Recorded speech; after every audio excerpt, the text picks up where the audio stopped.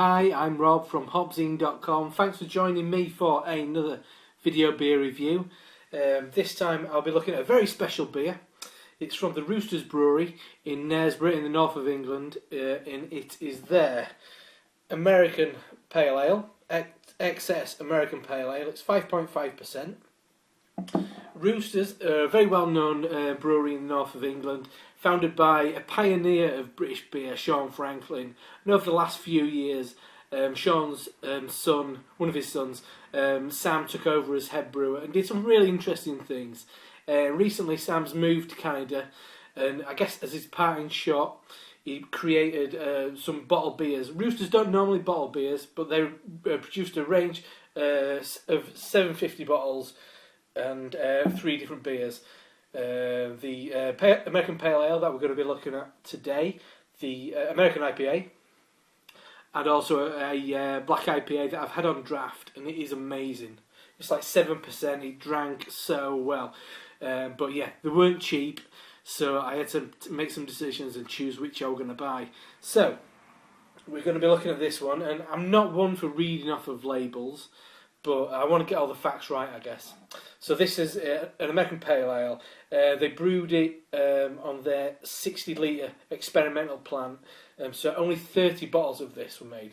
Very rare. I got this from Beer Ritz in Leeds, a fantastic little shop, over 500 beers, great.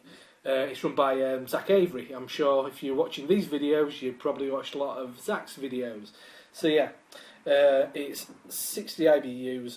The beer has been hopped to an excessive rate, apparently, using Chinook, Citra, which everybody loves Citra at the moment, Crystal and Simcoe, and also Roaka from New Zealand. And they were all late hop additions in the kettle. So this beer is obviously all about the hops, all about the aroma hops.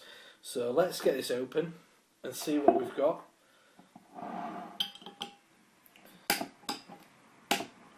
Massive bottle, and I've had one of these before. They've used, not this beer, I've had one of these bottles before. They use the similar tops that they use in the, loads of smoke, what they use on a lot of the Italian beers that are around. It's kind of like a seal, I'll show you in a minute. I've heard this has got a load of sediment in, so I'm going to be trying to be careful with the pour, but it looks like I'm going to get quite an aggressive head. Whoa! Yeah, as you can see, I'll leave this to settle until I pour some more. But the great thing is, as you can see with the cap, it's got a bit of a recess there, so you can actually just pop it back on, stick it back in the fridge, let it settle so all that sediment isn't sloshing around. So what have we got here? Kind of a hazy, kind of pale orange. It's kind of paler at the bottom, kind of graduating up to like a dusky kind of orange straw colour. More vibrant than straw, saying that. Just move these out of the way, get in the way. But and a massive kind of finger and a half of really foamy head, white, really pillowy. I had a sneaky sniff then, I shouldn't have done. So it's a good looking beer, and to be honest, I'm a big fan of American Pale Ales. American Pale Ales and straightforward IPAs I'm a big fan of. When it's getting up there with the kind of doubles, I'm not that bothered. But these are 2 of my favourite styles of beer. So anyway, that's what it looks like. That's lovely. Lovely. So fragrant and fresh and zesty. A little bit soapy, but I don't mean that in a bad way. Oh, that's so zesty. Not tart and bitter. It's not a tart bitter nose. Citrus fruits, orange. Yeah, it's a cliche, I guess. Pineapple, mango, all this, what you hear all these beer reviewers saying, it's got it in this. But it's really fresh, really vital. This hasn't been in the bottle that long, and you can tell it's super fresh. But that is incredible. It's not pungent. It's not beating you around the face with hops. It's so well balanced, because I know this is all about the aroma hops. Clearly, it's all late kettle additions. They wanted an awesome hop aroma on this, and they've achieved it, and it's not battering you around the head. It's lovely. So the head's died down a bit now. I think I'll have a drink.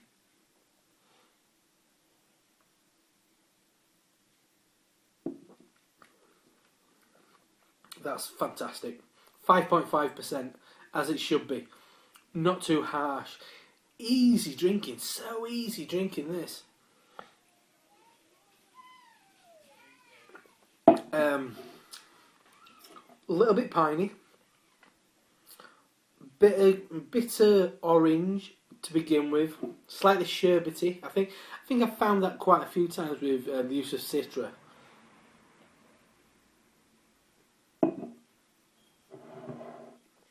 Yeah, nice bit of carbonation, nice bit of bite in the tongue. I'm just looking at the hops that we've got here. Chinook, definitely. I love Chinook. I think it's overlooked a lot of the time for these more trendy hops. It's got that in spades. Crystal, I did a homebrew with one of the guys from Saltaire Brewery. That's in here. I can taste that. Citra, definitely. It's got that fresh, biting citrus. It's not overpowering. It's really juicy and tasty. I love it. And it's a Simcoe. I guess it's giving that a more of a rounded edge to it. It's not beating you up like Simcoe can do. Simcoe's a big old bruiser of a hop sometimes. Quite a, as people say, cat piss. You get those aromas and taste from that kind of beer. I mean, from that hop. Ruaka, I'm not massively familiar with, so I'm not going to say that I am. But it's lovely. It's a real kind of hoppy delight. But as I said, it's not beating you up, this. I'm going to take another drink because it's really good.